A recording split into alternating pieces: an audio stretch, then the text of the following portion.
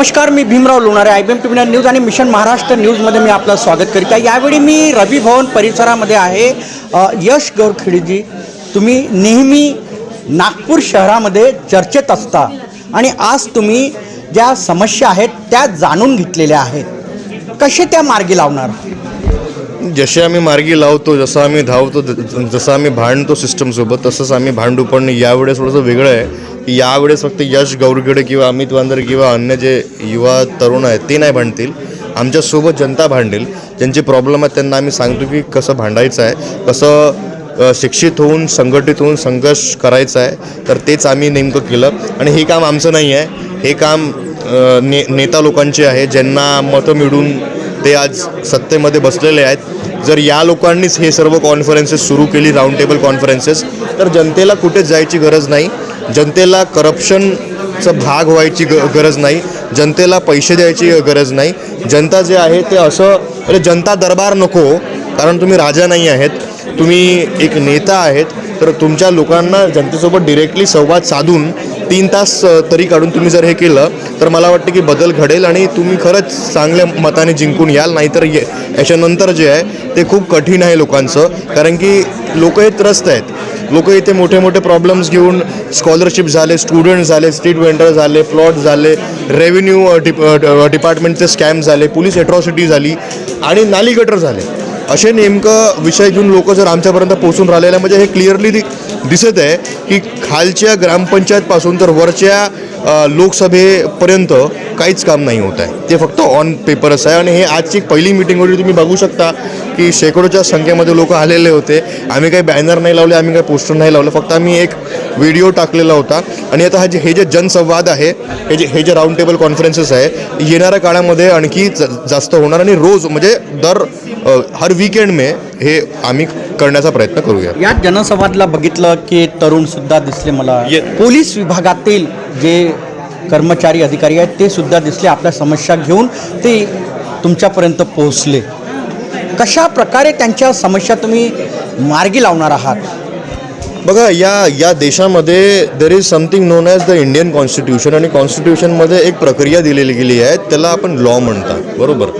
आणि बाबासाहेबांनी म्हटलेलं होतं कि ये संविधान इस दुनिया का सबसे बेस्ट संविधान कहलाएगा जब इसको चलाने वाले लोग अच्छे होंगे. म्हणजे जेव्हा हे म्हणतात ना, तर हे बोलतात एक्झिक्युटिव्ह बॉडीबद्दल, जी बॉडी याला प्रॉपरली इम्प्लिमेंट करते. आज अनेक पोलीस डिपार्टमेंटचे सरकारी लोक, कोणी डॉक्टर होते, हे सर्वसुद्धा आलेले होते. यांच्यासोबत आम्ही संवाद साधला. आणि यांचे जे बेसिक प्रॉब्लेम्स आहेत ते असं नाही की ते सॉल्व्ह होऊ शकत नाही, ते सॉल्व्ह कधी पण होऊ शकते, पण त्यांचं विल नाही आहे. हे जे डिपार्टमेंटचे जे लोक आहे यांचं विल नाही आहे. तर आम्ही एक लीगल टीम पण आम्ही तयार केलेली आहे. आम्ही अनेक असे नवीन लोक जे आम्ही आयडेंटिफाय चिन्हित केलेलं आहे, त्यांच्यामध्ये आम्हाला म्हणजे क्वालिटी वाटते की ते काहीतरी चांगलं समोर करू शकतात. तर त्यांना घडवण्याचं पूर्ण प्रयत्न आहे. बाबासाहेबांनी म्हटलेलं होतं की तुम्ही घडवा. ये ऐसा रथ है, इसको अगर आप आगे लेके नहीं जा सकते तो आप इसको पीछे भी मत लेके जाओ. आम्ही याला मागं तर नाही नेणार, आम्ही यांना समोर नेणार आहोत. आणि अनेक बाबासाहेब, अनेक भगतसिंग, अनेक शिव फुले आंबेडकर जे आहे ते आम्ही या चळवळीच्या माध्यमाने आम्ही पैदा करणार समोरच्या काळामध्ये. तुमच्यासारखे अनेक जे युवा आहेत ते समोर आलेले आहेत नागरिकांच्या समस्या सोडवण्यासाठी. अभिजित दिपकेसारखे तुम्ही बघितलं कशा प्रकारे त्यांनी आंदोलन केलं आणि अभिजित दिपकेमुळं देशामध्ये एक नवी क्रांती निर्माण झालेली आहे. त्याचप्रमाणे तुम्ही नागपूर शहरामध्ये यश गौरखेडे म्हटलं तर तुम्ही नागपूर शहरात आणि नागपूर जिल्ह्यामध्ये एक नवी क्रांती निर्माण करण्याचा तुम्ही प्रयत्न करत आहात. आम्ही लढणारे लोक आहो, आम्ही पडणारे लोक नाही आहो. आणि अभिजित दिपके आणि आणखी अनेक जे मुलं आहेत, रांका झाले, हे सर्व झाले, आणि इथचे पण लोकल जे मुलं आहेत त्यांनी अतिशय खूप चांगलं काम केलेलं आहे. आणि त्यांनी दाखवलेलं आहे की झुकती है दुनिया, झुकाने वाला चाहिए. तर आम्हाला तरी असं वाटते की आमच्यासारखे लोक, म्हणजे तुम्ही आता फक्त बोलले की नागपूरबद्दल, परंतु इथे अनेक लोक होते जे विदर्भामधून पण आलेले होते एक आस घेऊन की आम्हाला काहीतरी. विदर्भातील आहेत अनेक लोक होते इथे आलेले. कोणाचा WCLचा प्रॉब्लेम होता, कोणी मला नागपूर जिल्ह्याचे दिसले आणि नागशहराचे विदर्भातील लोक, विदर्भाचे अनेक लोक होते. आणि त्यांचा एकच प्रॉब्लेम आहे की सरकारी डिपार्टमेंट, स्पेशली रेव्हेन्यू डिपार्टमेंट जो आहे तो कसा घोळ करतो. आणि मला तरी असं वाटतं की हे सर्व जे प्रॉब्लेम्स आहेत ते सॉल्व्ह कधी पण होऊ शकतात. यांची इच्छा नाही आहे ते करायची, आणि जर इच्छा यांची राहिली तर मग हे पैसे कुठून कमवतील.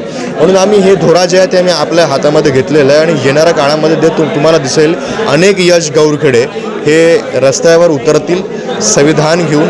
म्हणजे खूप चांगलं काल मी एक डायलॉग ऐकला की अब रोड पे भगत सिंग उतर गया है, हाथ में संविधान लिए.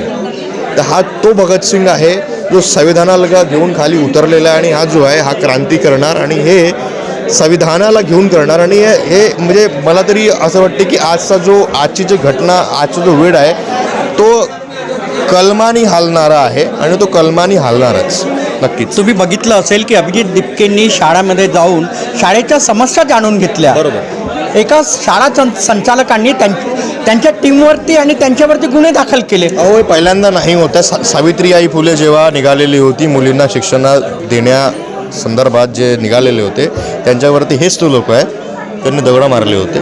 हेच ते लोक आहेत ज्यांनी शिवा घातलेला होता.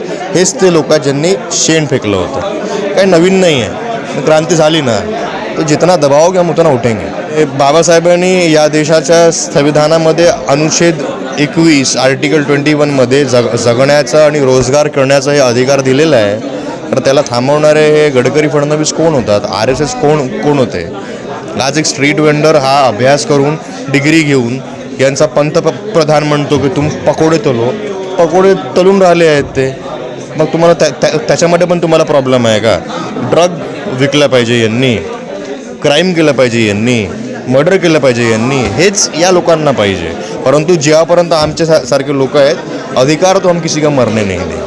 काँग्रेसचे नेते राहुल गांधी यांनी सुद्धा युवकांशी संवाद साधला. कुठेतरी भीती निर्माण झाली. बिलकुल झालेली आहे ही भीती, आणि ही भीती फक्त अभिजित दिपकेमुळे किंवा राहुल गांधी किंवा अनेक, ही भीती या जेनझी आपण ज्यांना म्हणतो, जे मिलेनियल्स आपण ज्यांना म्हणतो, जो वर्ग आज काम करणार आहे तो रस्त्यावर उतरलेला आहे.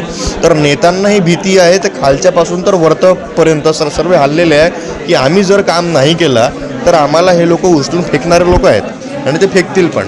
तर ये डर होना चाहिए. डर इसके बाद से नहीं था, इसके पहले से डर नहीं था. याच्या पहिले कसं होतं की नेत्यांना माहीत होतं की आम्ही 5 वर्ष काम नाही करू आणि वेळेवर जाती धर्म पंथ भाषावर यांचं भांडण करून देऊ, तर लोक बरोबर पोलराईज होऊन आम्हाला वोट देतील.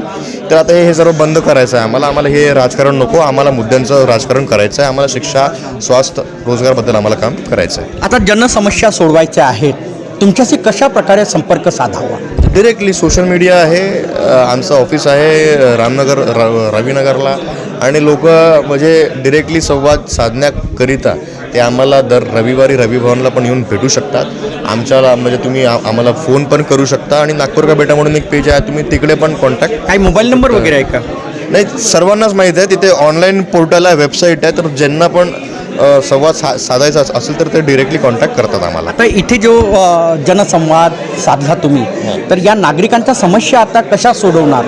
उद्यापासून आम्ही डिरेक्टली टीम अलॉट केलेली आहे अनेक विषयावर, आणि आता विधानसभा वाईज आम्ही टीम तयार करतो आहे. त्याचे हेड्स आम्ही तयार करतो आहे, आणि त्यांना आम्ही आता डिप्लॉय करणार आहोत. आणि जनतेच्या मदतीने, जनतेसाठी जनतानी चालणारी ही जे चळवळ आहे याला आम्ही समोर घेऊन जाणार आहोत विधानसभा वाईज. तुमच्या या कार्याला खूप खूप शुभेच्छा. यश गौरखेडे हे तरुण आणि तडफदार असे नेते आहेत. विधानसभा निहाय ते एक टीम तयार करणार आहेत आणि जनतेशी थेट संवाद साधून त्यांच्या समस्या सोडविणार आहेत. आपण बघत राहा IBM TV9 news, mission Maharashtra news. आमच्या चॅनलला लाईक करा, सबस्क्राईब करा, आयकॉन बेल बटन दाबण्यात विसरू नका. धन्यवाद, नमस्कार, जय हिंद.